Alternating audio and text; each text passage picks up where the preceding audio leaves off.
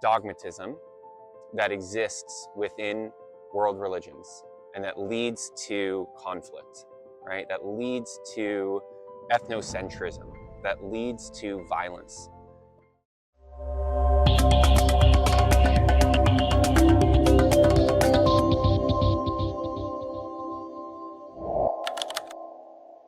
All right, hey, what's up everybody? It's Gabe Crane with Woven Wings, and I want to talk today about radicalization and spirituality and religion.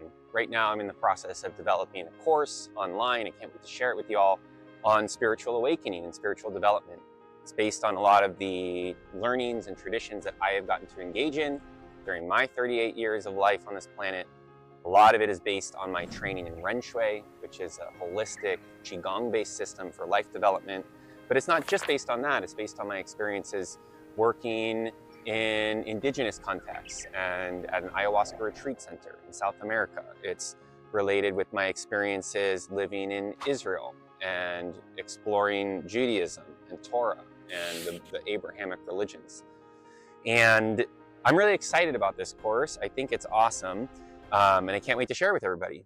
However, one of the things that has been a hang up for me, I think in the long process of getting to actually develop this course, is this presence of dogmatism that exists within world religions and that leads to conflict, right? That leads to ethnocentrism, that leads to violence.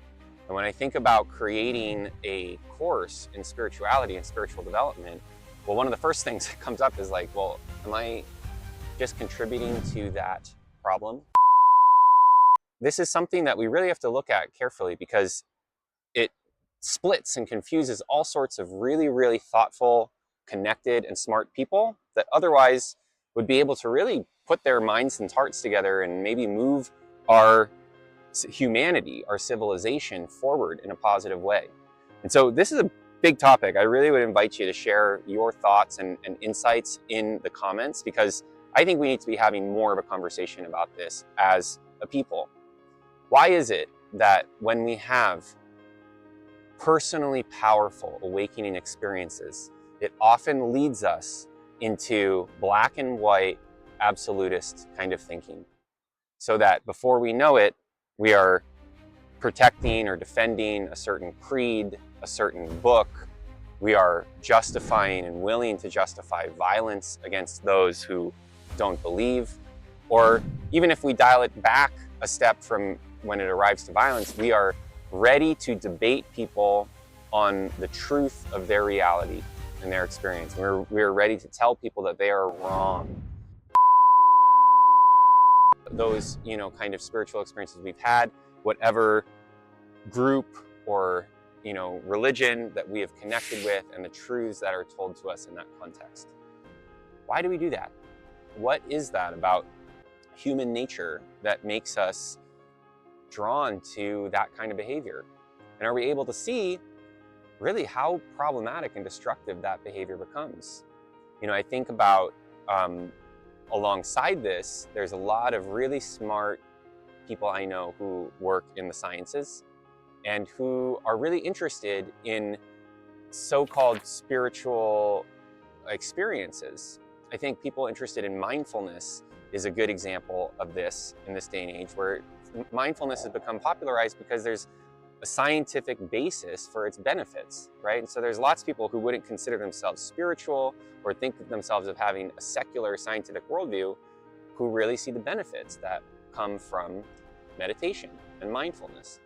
But because of this kind of sectarianism, because of this tendency from people having awakening experiences to become dangerous in a way, it leads folks who are of a more scientific orientation to kind of separate themselves and really focus on science as the mechanism for understanding. And I'm a huge fan of science, don't get me wrong, I absolutely support that. I think the scientific method and scientific research is really one of the huge, if not the primary driver behind improvement of livelihood, standard of living on this planet. And so that's great. But at the same time, science and knowing leaves something to be desired. You know, there is something mysterious at the heart of life. And I think anybody who's watching this who can relate to some of the experiences I've described in this video, you know, you've probably touched in on that. That mystery, that power of something that is inexplicable and indescribable, cannot fully be named, and yet calls us, longs for us to approach it and to be close to it.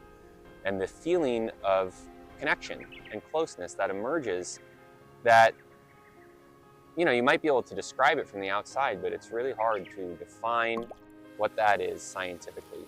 And it may be by its very nature, by the mysterious nature of life itself, that we may never be able to define it. We may never be able to fully access it through the tools of science. And so where does that leave us? It leaves us in different buckets, right? It leaves us in different worlds and attitudes and mindsets. It leads us congregating with people who think similarly to us, and keeps us far from some of the areas where this conflict takes place. And then, of course, there are those who are rushing towards it. There are those who are killing and ready to kill right now over beliefs, religious beliefs, spiritual beliefs, dogmatic beliefs in the world. And so that's my question to y'all. How do we generate and promote a spiritual awakening on this planet, which I firmly believe personally is very needed?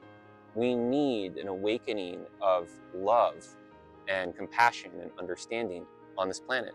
We need an awakening of empathy and humility and respect if we want to take care of all the different challenges that we are facing, from climate change to religious wars to geopolitical conflicts. We need to have a revival, a renewal of the human spirit. What do you think? How do we do that? How do we approach that renewal and allow it to come forth without falling into dogmatism, without falling into these us-them narratives that create more destruction and violence on this planet? Okay, and so that's something that I'm meditating personally on deeply right now as I'm developing this course. I can't wait to share that with you guys more in more detail. But I'm really curious what you all think, and I'm really curious to promote this conversation. You know, let's talk about this. How do we create respect for one another?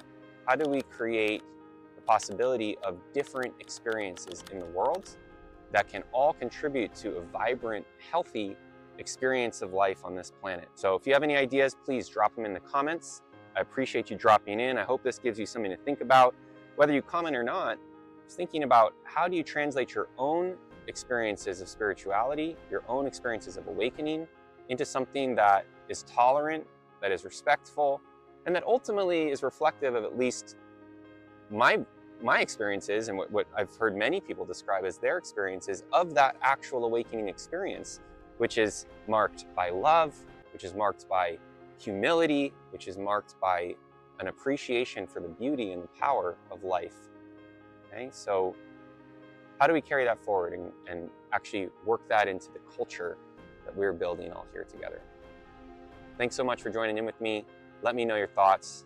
Let's get this dialogue going, and I'll talk to you next time. Take care.